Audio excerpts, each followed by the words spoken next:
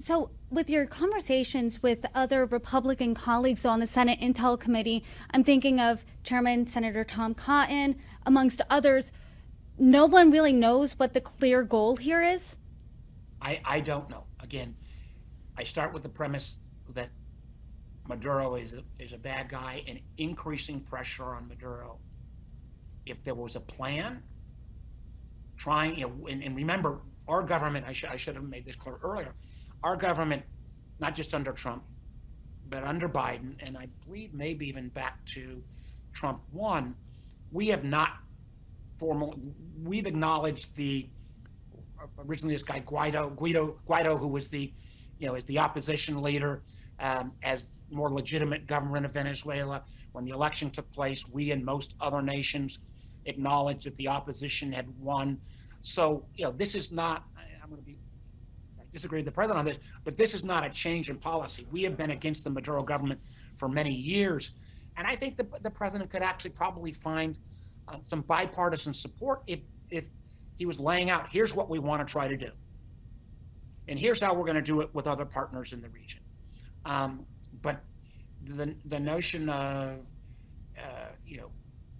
taking out boats and then kind of conflating boats with Venezuela, or saying somehow that they're a bad thing. There are people in Venezuela involved in the drug trade, but no one that I'm aware of would say that the source of the drug trade, particularly around cocaine, is Venezuela as opposed to Colombia or Ecuador, where we've got 100% evidence that that's where the narco gangs are mostly based. Now, could the Venezuelans be trying to help there? I would say this: earlier in the Trump administration, they made the accusation there is this Venezuelan gang, Trindalagua. They are bad guys as well. The Trump administration claimed that the Maduro government and this bad guy gang were totally affiliated. The intelligence community, looked at that and said, both of them bad guys, but this assertion is just not true. And what again ought to scare the heck out of viewers is those intelligence professionals got fired because they wouldn't cook the books on their conclusion. And when we start cooking the books on our intel conclusions, or when the intelligence community starts to bend the product to try to meet a political agenda, that's when America gets in trouble. And are you seeing that cooking of books in the intel community as of now?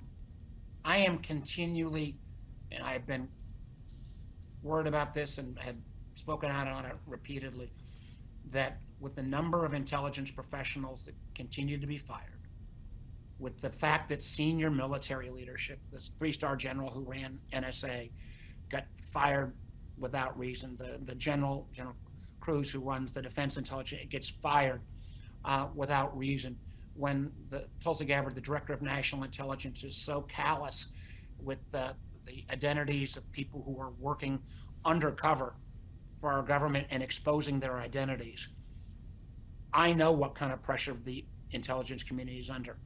And I think they want to do the right thing, but they have never been under this level of political pressure, and I can't 100% answer that question.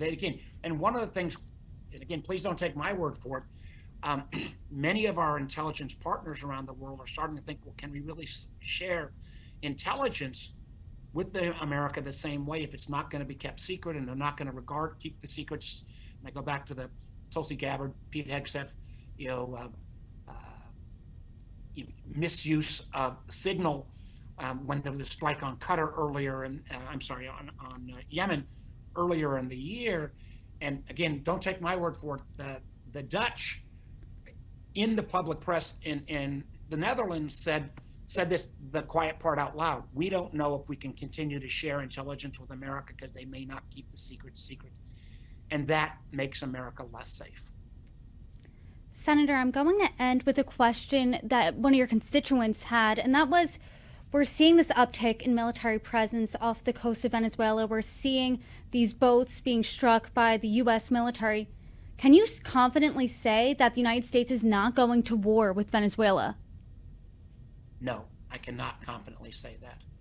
And anytime the United States of America tries to go to war, unless it's in reaction to a strike like Pearl Harbor or the attacks on 9/11, without trying to bring in the American public and make the case, or without at least following the legal requirements of sharing with Congress.